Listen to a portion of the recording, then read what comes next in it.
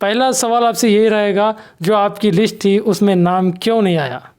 जी, दारुसलाम को कांग्रेस आई थी, मगर यहाँ बीदर सिटी में देखा गया कांग्रेस के पास एमआईएम गई है, तो क्या इस पर क्या कहें?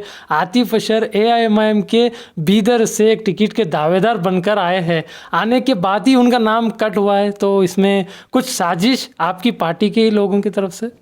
जब एआईएमआईएम के सदर है महाराष्ट्र के, और वहाँ औरंगाबाद के एमपी रहते हुए वहाँ का नाम चेंज हो गया, हैदराबाद में असदुद्दीन अवैसी एमपी है और वो पार्टी के सदर है, उनके रहते हुए भी क्या हैदराबाद का नाम भाग्यनगर हो जाएगा? सर, अब चलते हैं मीटिंग के तरफ। जो मीटिंग आपकी एआईएमआईएम की रखी गई थी बम्बई में, वो किस विषय पे थी? क्या आने वाले असेंबली इलेक्शन जो कर्नाटका में होने वाले उसके ऊपर थी? वैसे तो नहीं होगा, क्योंकि यहाँ का नाम चेंज करने के लिए यहाँ के एमएलए के सपोर्ट के बगैर नहीं हो सकता, तो यही बात वहाँ पर भी उठाई जा रही है। क्या इम्तियाज़ जलील साहब अंदर से मिले हुए हैं? क्या बीदर नॉर्थ, जो कि उनकी नज़रों में है मगर वो मुस्लिम कायदीन है बोलकर नहीं उतरते, ये हर दफ़ा बात आती है कि आपकी बार आपकी पार्टी यहाँ से ठहरेगी? क्योंकि कहा यह भी जा रहा है जो जुल्फ़िकार हाशमी थे एमएलए, उनके बाद कोई ना आया, उनसे पहले ना कोई आया, तो वैसा लीडर कहाँ से आएगा? क्या ये एमएलए को बिदर की आवाम सपोर्ट करेगी आपके इलेक्शन में? आपकी पार्टी की तरफ से अब्दुल मन्नान सेठ को भी ऑफ़र दिया गया है, जो आपकी सिटी के प्रेसिडेंट है जो सफ़ीउल्लाह बेग, उन्होंने खुले तौर पर कांग्रेस के एक जो टिकट के दावेदार है उनको दावत दे चुके हैं। क्या वो आपकी पार्टी में आएंगे? कांग्रेस की मीटिंग थी वो जो रखी गई थी। देखिए, वो आप उनसे पूछिए। आते हैं, न्योता देने का काम हम सूर्यकांत नागमारपल्ली को भी देते हैं, प्रभु चौहान को भी देते हैं। आइए आप हमारी पार्टी ज्वाइन होइए।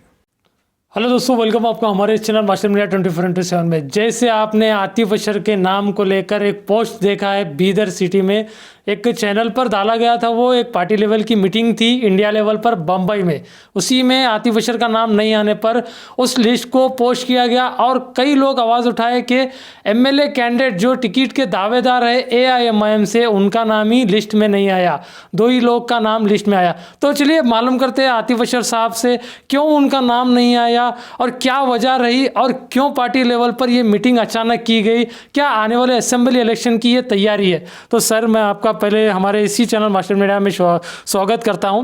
पहला सवाल आपसे यही रहेगा, जो आपकी लिस्ट थी उसमें नाम क्यों नहीं आया? शुक्रिया आपका बहुत बहुत।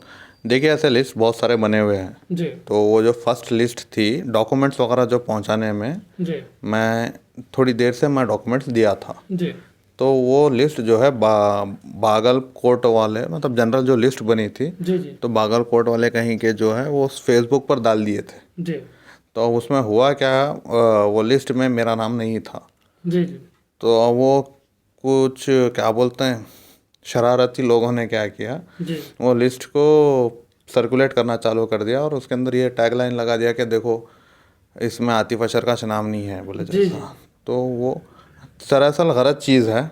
और दूसरी चीज़ ये है कि मेरे को कोई लिस्ट विस्ट की ज़रूरत नहीं है। पहली चीज़ ये चीज़ मैं आपको बताते चलो, मेरे को कोई लिस्ट वगैरह की ज़रूरत नहीं है, लेकिन लोगों में एक कन्फ्यूजन फैल रहा है, इसीलिए ये चीज़ के ऊपर मैं बोल रहा हूँ। नहीं तो मेरे को बोलने की भी ज़रूरत नहीं है चीज़ के ऊपर। मैं खुद एक ऑर्गेनाइज़र हूँ। जी। जी। मैं खुद वहाँ पर जो है 2 प्रोग्राम्स कंडक्ट किया हूँ, 3 से 4 प्रोग्राम्स में मैनेजमेंट में रहा हूँ। जी। तो लिस्ट वगैरह बनवाने वाले हम ही हैं। तो लिस्ट वगैरह में नाम नहीं रहना से उससे कुछ ये इशू की बात नहीं है। जी।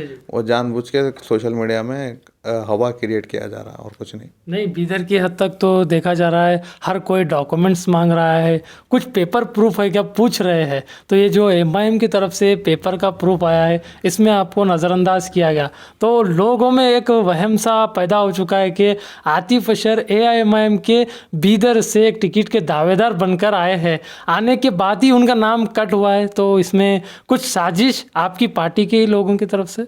देखिए, सियासत है, सियासत में साजिशें वगैरह होती रहती हैं। जी। जी। ये कोई नई चीज़ नहीं है। मैं बता रहा हूँ ना आपको कि मेरे को जो है कोई ऐसा लिस्ट में नाम आना वाना मेरे लिए उतना इम्पोर्टेंट नहीं है। मैं पार्टी का कार्यकर्ता हूँ, लिस्ट में नाम आओ ना हो, पहुँचना मेरा काम है। मैं खुद एक ऑर्गेनाइज़र था। आप वो वहाँ पर जो है प्रोग्राम में मैं स्पीच भी किया हूँ। सबसे नेशनल इंडिया के जो जितना भी सबसे बड़ा कन्वेंशन था, ये एमआईएम का पहला कन्वेंशन था, उसमें मैं बैरिस्टर असदुद्दीन अवैसी साहब का शुक्रिया अदा करता हूँ कि उन्होंने इस नौजवान को मौका दिया जी। कि पूरे इंडिया के सामने मैंने खिताब किया। जी अब वीडियोस वगैरह वहाँ पर रिकॉर्ड नहीं हुए हैं, लेकिन तस्वीरात वगैरह जो भी है मैं आपको देता हूँ, आप लोगों को बताइए जी जी कि लिस्ट में नाम रहना तो अलग बात है, मैं तो वहाँ पर स्टेज पर रहकर तकरीर कर रहा था। जी जी। तो पहली बार बीदर के कोई शख्स जाकर इंडिया लेवल पर स्पीच किए। जी अल्हम्दुलिल्लाह, ये बैरिस्टर साहब का बहुत तहे दिल से मैं शुक्रिया अदा करता हूँ कि उन्होंने मुझ में भरोसा बताया जी और ये जिम्मेदारियां भी मुझको सौंपी गई हैं। वहाँ पर बहुत दो से मैं बता रहा हूँ टोटल 6 इवेंट्स हुए वहाँ पर, जिसमें से 2 इवेंट्स का मैं इंचार्ज था जी और दूसरे इवेंट्स में मैंने अपना हाथ भी बटाया है। जी तो अल्हम्दुलिल्लाह इस कम उम्र में जो तजुर्बे, जो चीज़ें मेरे को मिली है, मैं इसका बहुत दिल से मैं असद साहब का शुक्रिया अदा करता हूँ। सर, अब चलते हैं मीटिंग के तरफ। जो मीटिंग आपकी AIMIM की रखी गई थी बम्बई में, वो किस विषय पे थी? क्या आने वाले असेंबली इलेक्शन जो कर्नाटका में होने वाले उसके ऊपर थी? देखिए, ये कन्वेंशन था, कोई इलेक्शन पार्टी इलेक्शंस के ऊपर डिक्लेयर नहीं थे। अब ऐसा सिर्फ कर्नाटका में बोल के नहीं, बॉम्बे म्यूनसिपल कॉरपोरेशन के इलेक्शंस हैं, औरंगाबाद म्यूनसिपल कॉरपोरेशन के इलेक्शंस हैं, ऐसा मुख्तलिफ जगहों पर इलेक्शंस हैं। जी तो वो इलेक्शंस के ताल्लुक से मीटिंग नहीं थी, ये जनरल किस तरीके से हमारी पार्टी को और स्ट्रॉन्ग किया जाए, जी किस तरीके से हमारे ऑर्गेनाइजेशन को मजबूत किया जाए, किस तरीके से हम एक दूसरे से इख्तलाफात दूर रखते पार्टी को आगे बढ़ाया जाए, जी ये सब चीज़ों के ऊपर जनरल स्ट्रक्चर बॉडी का कैसा करे, इलेक्शंस में हमारी क्या तरतीब हो। हमने वहाँ पर 16 रेजोल्यूशंस पास किए हैं, जी जिसके अंदर हिंदुस्तान में जो आए दिन मुसलमानों के ऊपर या दलितों पर या दूसरे माइनॉरिटीज़ के ऊपर जो जुल्म हो रहा जी। है, उसके खिलाफ रेजोल्यूशंस पास किया गया, जिसमें हमारे पूरे इंडिया भर के जितने भी सदर, MLA, MPs, सरपंच, काउंसलर्स, अध्यक्ष, जी जी सब ने वो रेजोल्यूशंस को पास किया। 16 रेजोल्यूशंस पास हुए हैं उसके अंदर, जी जैसे कि क्या बोलते हैं आपको, काऊ जी स्लॉटर बिल के तहत जो बच्चों को मारा जा रहा है जी जी वो रोका जाए हिंदुस्तान में। तमिलनाडु में और बहुत सारे इंडिया के कई जेलों में जो मुसलमान बच्चे जी बिना किसी जुर्म के जो जेलों में बंद है, जी उनको रिहा करने के लिए हमने रेजोल्यूशन पास किया है। जी एजुकेशन में जो माइनॉरिटीज़ का जो बजट बार बार काटा जा रहा है, जी जो सेंट्रल गवर्नमेंट हो या स्टेट्स गवर्नमेंट्स की तरफ से जो काटा जा रहा है, उसके खिलाफ हमने रेजोल्यूशन पास किया। ऐसे 16 रेजोल्यूशन है टोटल। जी जी ये चीज़ें हमने वहाँ पर कन्वेंशन में पास करवाई। उसके साथ साथ जो है किस तरीके से एक दूसरे से मिलजुल कर काम करने का और आगे बढ़ने का, जी किस तरीके से पार्टी की ऑर्गेनाइजेशन स्ट्रक्चर को हम मजबूत करें, वो सब चीज़ों के ऊपर हमको ताकीद वगैरह की गई है। जी और दूसरी चीज़, सोशल मीडिया के ताल्लुक से भी वहाँ पर 2 कन्वेंशंस हुए, जी तो वहाँ पर ये बताया गया कि किस तरीके से बेहतर सोशल मीडिया का इस्तेमाल करके पार्टी को आगे बढ़ाया जाए। जी जी। ये चीज़ें वहाँ पर प्रोग्राम में हुई।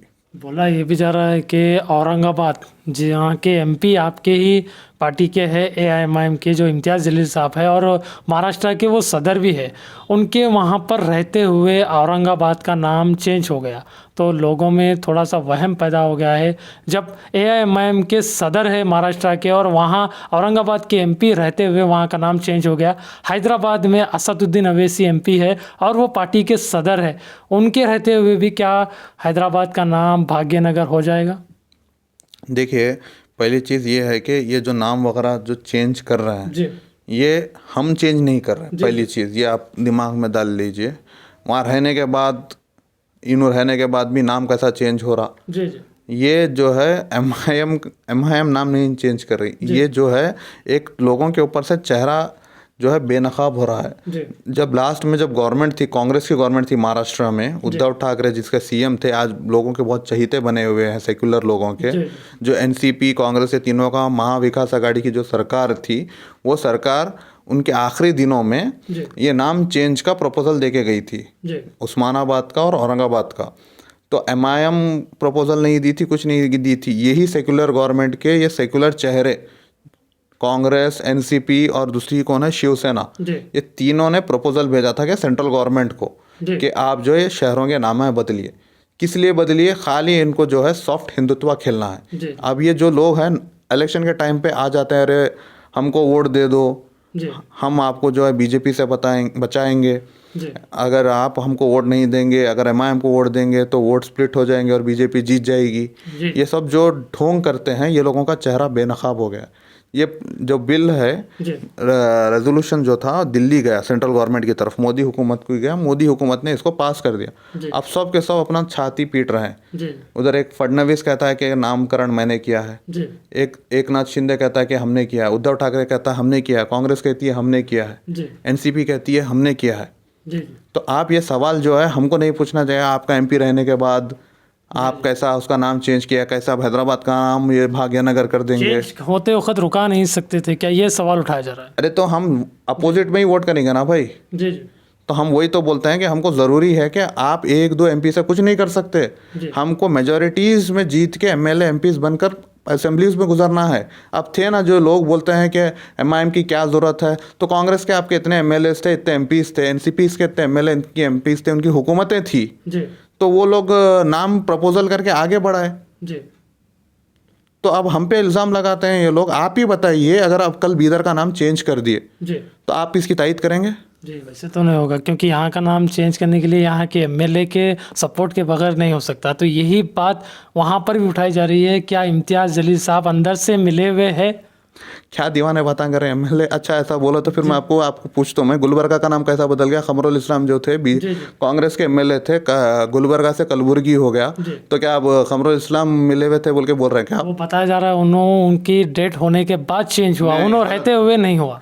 गलत बात। आपकी इंफॉर्मेशन के लिए बोल रहा हूँ, आप मीडिया वाले हैं, आपको ये चीज़ मालूम रहना चाहिए कि किसका नाम कब बदला गया। खमरुल इस्लाम बाहयात जब मिनिस्टर थे तभी ये इनका नाम बदला गया था। गुलबर्गा तो अभी कुछ ही दिन पहले गया। नहीं नहीं नहीं नहीं, ये सब जो है धर्म सिंह जब हुकूमत में थे, जब कांग्रेस की गवर्नमेंट थी सेंट्रल में, स्टेट में, ये लोगों ने पास करवाया था। जी तो ये सवाल आप हमसे नहीं पूछना, कांग्रेस वालों से भी पूछना। जी जी तो क्या बैरिस्टर असदुद्दीन ओवैसी साहब कर्नाटका में इलेक्शन लड़ने के लिए तैयार है? क्या वो बीदर में, जो बीदर के 6 सीट है वहाँ पर भी वो अपना कैंडिडेट उतारेंगे? क्या बीदर नॉर्थ जो कि उनकी नज़रों में है मगर वो मुस्लिम कायदीन है बोलकर नहीं उतारते? ये हर दफ़ा बात आती है कि आपकी बार आपकी पार्टी यहाँ से ठहरेगी? देखिए हमारी पॉलिटिकल पार्टी है जी, अगर आप इस तरीके से सोचेंगे कि लड़ेंगे नहीं लड़ेंगे, ये जो है लोग, कुछ लोग हैं जी, ये हवा उड़ा रहे हैं कि ऐसा लड़े नहीं लड़ते, ऐसा वो उनके लिए जो है इस बार एक उनके सामने रास्ता क्लियर हो जाएगा। जी, मैं आपको बताता चलो 1972 में जी, ज़हूर अली इंजीनियर साहब यहाँ से ऑलरेडी कैंडिडेट थे, जी, सेकंड आए थे। उसके बाद जो है कुरैशी साहब जो थे 1980s में, वो खुद भी एक कैंडिडेट रह चुके हैं, मजलिस यहाँ से लड़ी है। जी, आप जो बोल रहे हैं कि मुस्लिम कायदीन, ये मुस्लिम कायदीन हम इनको नहीं मानते, जी, ये सिर्फ नाम के मुस्लिम कायदीन। आप इनको पूछिए कि मुसलमानों के लिए स्पेशली इन्होंने क्या बात की, असेंबली में क्या आवाज़ उठाया। इन्होंने माइनॉरिटी के नाम पे जो है मिनिस्ट्रीज़ वगैरह जो पूछते हैं उनको पूछिए कि CNRC के वक्त ये कहाँ थे, हिजाब के मसले पे जब कहाँ थे। आप खुद उनसे ये सवाल पूछे थे जब आप डेक्कन डाइजेस्ट में थे कि हिजाब के मसले के ऊपर साहब आप क्या इसकी आवाज़ उठाएंगे असेंबली में, तो आपको उन्होंने ये जवाब दिया था कि मैं असेंबली में गया तो असेंबली हिला देता हूँ। क्या असेंबली हिलाए? आप बोलिए। जी जी तो वो तो असेंबली नहीं हिला पाए, मगर लोग कह रहे थे ऐसी हमें सियासत नहीं चाहिए, हमें बेबाक एक लीडर होना। तो वो लीडर आखिर कौन होगा? क्योंकि कहा यह भी जा रहा है जो जुल्फ़िकार हाशमी थे MLA, उनके बाद कोई ना आया, उनसे पहले ना कोई आया, तो वो ऐसा लीडर कहाँ से आएगा? क्या ये MLA को बिदर की आवाम सपोर्ट करेगी आपके इलेक्शन में?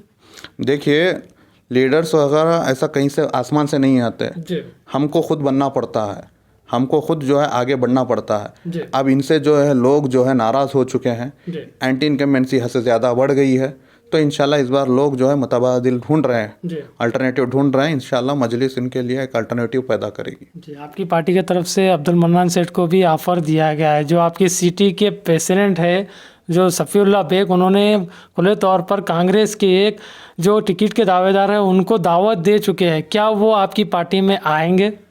देखिए हमारी एक पॉलिटिकल पार्टी है, हम हर किसी को दावत देते हैं। हम रहीम खान को भी दावत देते हैं कि अगर आप खान साहब आपको टिकट मिले ना मिले, आप एक कार्यकर्ता बन के MIM में ज्वाइन हो सकते हैं। हम यही कहते हैं कि टिकट मांगने वाले मत बनिए, टिकट बांटने वाले बनिए। तो एक इनविटेशन हम हर किसी को देते हैं, कोई आना चाहे आए, नहीं आना चाहे नहीं आए। जी, दारुसलाम को कांग्रेस आई थी, मगर यहाँ बीदर सिटी में देखा गया कांग्रेस के पास MIM गई है, तो क्या इस पर क्या कहेंगे? ये गलत बात है, कांग्रेस के पास MIM नहीं गई, कुछ भी नहीं गई। जी, कांग्रेस की मीटिंग थी वो जो रखी गई थी। देखिए वो आप उनसे पूछिए, मुझसे मत पूछिए। मैं जितना आपको बता रहा हूँ कि हम जो है एक इंडिपेंडेंट पॉलिटिकल पार्टी है, हमारा राइट है, हम हमारे कैंडिडेट हम खुद चुनते हैं, हमारे कार्यकर्ताओं को हम खुद आगे बढ़ाते हैं। न्योता देने का काम हम सूर्यकांत नागमारपल्ली को भी देते हैं, प्रभु चौहान को भी देते हैं, आइए आप हमारी पार्टी ज्वाइन होइए। तो क्या ऐसा आपको नज़र आएगा, जो कर्नाटका इलेक्शन है, गया तो जो असेंबली इलेक्शन था उसमें आपकी ही पार्टी AMIM JDS से टाइप कर कर इलेक्शन यहाँ पर फाइट करे थे, मगर आपके कोई सीट नहीं थे। जब JDS यहाँ पर सत्ता में आ चुकी थी, वो बीच सदर में ही छोड़कर चले गए। क्या आपकी बार भी आपकी पार्टी JDS से ही टाइप करेगी? देखिए, अभी अलायंस वगैरह का हमने कुछ फैसला नहीं लिया है, ना कुछ बातचीत हुई है जी। हम इंडिपेंडेंट अभी तक जो है हम सोलो इलेक्शन लड़ेंगे जी। तो क्या मैसेज देंगे आप बीदर की आवाम को? बीदर की आवाम को क्या मैसेज देना है? बीदर की आवाम को ये मैसेज देना है, बीदर की आवाम खुद जानती है, बाशऊर है कि हम किस तरीके से जो कोविड के वक्त से हम गुजर के आए हैं, CNRC के दौर से हम गुजर के आए हैं, चाहे वो उसके बाद हिजाब का इशू हो, चाहे आपका जो हिजाब का इशू जो गवर्नमेंट मेडिकल कॉलेज में हुआ था तब का इशू हो, और रिसेंटली जो महमूद गाँव का मदरसे का इशू हो, हर वक्त जो है हमारी क़यादत खामोश नज़र आती है। वो हमारे पास से वोट लेकर तो चले जाती है लेकिन इसके ऊपर बात नहीं करती। तो दूसरी तरफ ये BJP के मुखौटा पहन के ये आ रहे हैं, ये लोग सबका साथ सबका विकास की जो बात करते हैं, इनके बातों में मत आइए आप। ये लोग आएंगे, आपको आप 5,000 10,000 जो भी है मिल्कियत ये आपको देकर आपको आपके वोट खींचने की जो है एक कोशिश कर रहे हैं। ये लोग 4.5 साल से दिखे नहीं, लेकिन अचानक ये लोग यहाँ पर आ रहे हैं, लोगों के बीच फिर रहे हैं। तो आप जो है होशियार रहिए। एक तरफ आपका जो है खुला दुश्मन है, एक तरफ आपका एक बहरूपिया दुश्मन है।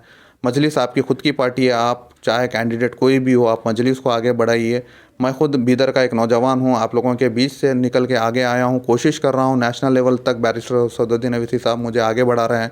33 साल का नौजवान हूँ, सियासत में अल्हम्दुलिल्लाह अच्छा खासा एक्सपीरियंस वगैरह भी है, मीडिया लाइन से भी मैं रहा हूं। तो मैं आप लोगों से गुजारिश करता हूं कि आप जो है नए लोगों को मौका दीजिए, नौजवानों को सियासत में आगे बढ़ाइए। पहली बात यह है कि पढ़े लिखे नौजवान जो है हमारे सियासत में नहीं आते हैं, सियासत को एक दलदल समझते हैं। हम उतरे हैं सियासत में, आप लोगों का भी काम है कि आप लोग हमको सपोर्ट करें, आगे बढ़ाइए। इंशाल्लाह देखिए वक्त बदलेगा। अगर आप हम में भरोसा नहीं बताएंगे, आप अपने खुद के बच्चों में अगर भरोसा नहीं बताएंगे तो क्या बाहर वाले आकर हम पर थोड़ी भरोसा बताएंगे। अगर आप लोग हमको अपना हाथ पकड़कर हमको आगे अगर बढ़ाएंगे तो इंशाल्लाह देखिए आप सिर्फ बीदर ही नहीं, आने वाले वक्त में मजलिस इत्तेहादुल मुस्लिमीन कर्नाटका के मुख्तलिफ इलाक़ों से इलेक्शंस जीतेगी और यहाँ से MLA ही नहीं MP सीट्स वगैरह भी हम जीत कर जाएंगे इंशाल्लाह। थैंक यू सर, आपका इतना कीमती समय हमें देने के लिए। ये थे आतिफ अशर जो बीदर नॉर्थ के प्रेसिडेंट है। इन्हीं के लेटर को लेकर, जो लेटर में इनका नाम नहीं आया, उसी का खुलासा करने के लिए हम यहाँ पर आए थे। उस लेटर के साथ साथ हमने आने वाले असेंबली इलेक्शन तक के क्वेश्चन इन्हें हमने पूछा है। आपकी क्या राय है कमेंट सेक्शन में ज़रूर बताएं। मैं रिपोर्टर फियाज़, कैमरामैन मोहसिन अंसारी के साथ।